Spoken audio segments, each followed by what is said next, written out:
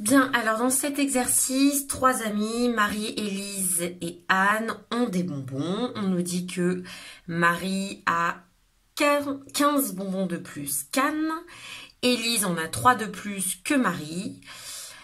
Là déjà, quand on lit ces 2 premières phrases, on voit bien qu'on ne connaît pas le nombre de bonbons qu'a Anne. Et si nous savions combien de bonbons a Anne, on pourrait exprimer facilement le nombre de bonbons qu'a Marie et le nombre de bonbons qu'a Élise. Donc ici dans l'exercice, on vous proposait de prendre N, le nombre de bonbons d'Anne. Donc soit N, le nombre de bonbons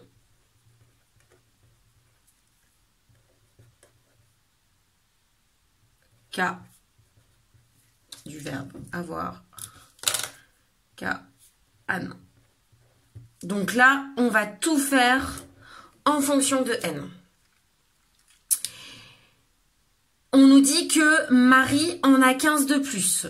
Donc, si Marie en a 15 de plus, Marie a N plus 15 bonbons. Je vais me concentrer puisque j'écris Maria et c'est Marie. Marie a N plus 15 bonbons. Élise en a 3 de plus que Marie. Ça veut donc dire que pour Élise,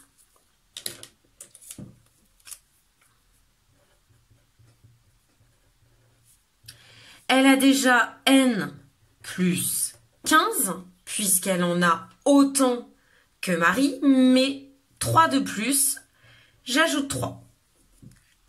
Si je réduis tout ça, j'ai donc N plus 18. Ça veut donc dire que,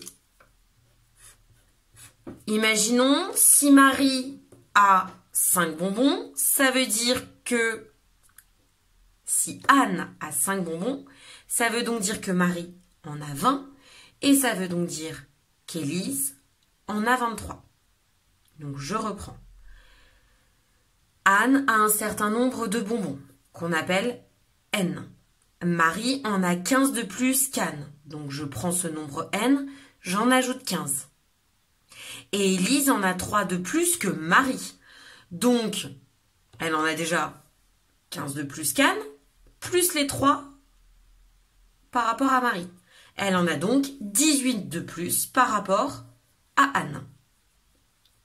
Dans la journée, Anne mange 5 bonbons, Marie en mange 6 et Élise en mange 7. On veut savoir combien de bonbons elles ont à la fin de la journée. Donc, le nombre de bonbons.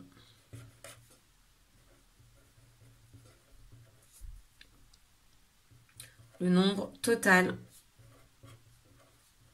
de bonbons.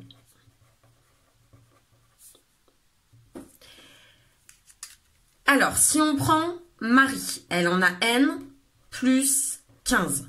Sauf qu'on nous dit que Marie, elle en mange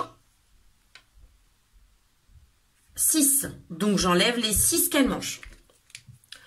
Ensuite, les bonbons...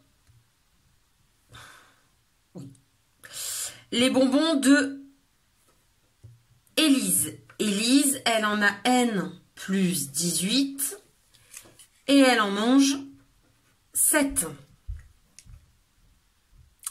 Et pour finir, Anne en mange 5, donc elle a N bonbons, moins les 5 qu'elle mange. Donc ça, on est d'accord, c'est Marie. Ça, c'est Élise. Et ça, c'est Anne. On va réduire un petit peu tout ça. Donc, un N, 2 N, 3 N. J'ai donc 3 N plus 15 moins 6, j'arrive à 9. 9 plus 18, j'arrive à 27. Moins 7, j'arrive à 20. Moins 5, j'arrive à 15. Là, je viens d'exprimer en fonction de n le nombre de bonbons total qu'elles auront à la fin de la journée. Donc, ceci correspond donc à la fin de la journée à L3. Elles ont 3n plus 15 bonbons. Qu'est-ce que ça veut dire? Ça veut dire que si Anne a 10 bonbons, 3 fois 10 plus 15, 30 plus 15, 45. Si Anne a, je dis n'importe quoi, 50 bonbons,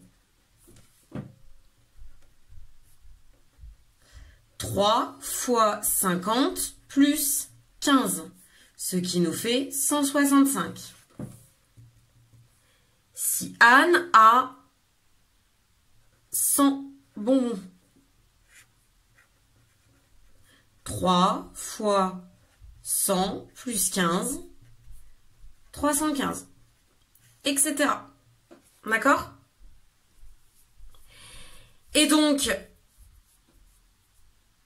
3n plus 15, c'est ce qu'elles ont à L3. Si je veux savoir combien elles ont chacune, on diviserait tout ça par 3. 3n divisé par 3, ça fait n. 15 divisé par 3, ça fait n. Mais déjà, le plus important, savoir que en mathématiques, quand on exprime de façon générale, on prend une lettre, c'est une inconnue, c'est quelque chose que l'on recherche. Ici, on a exprimé le nombre de bonbons de Marie en fonction de n, le nombre de bonbons d'Élise en fonction de n. Pour avoir la totalité des bonbons, on additionne chacune de ceux qu'elles ont, sachant que Marie en a mangé 6, Élise en a mangé 7 et Anne en a mangé 5. Et là, on a l'expression réduite.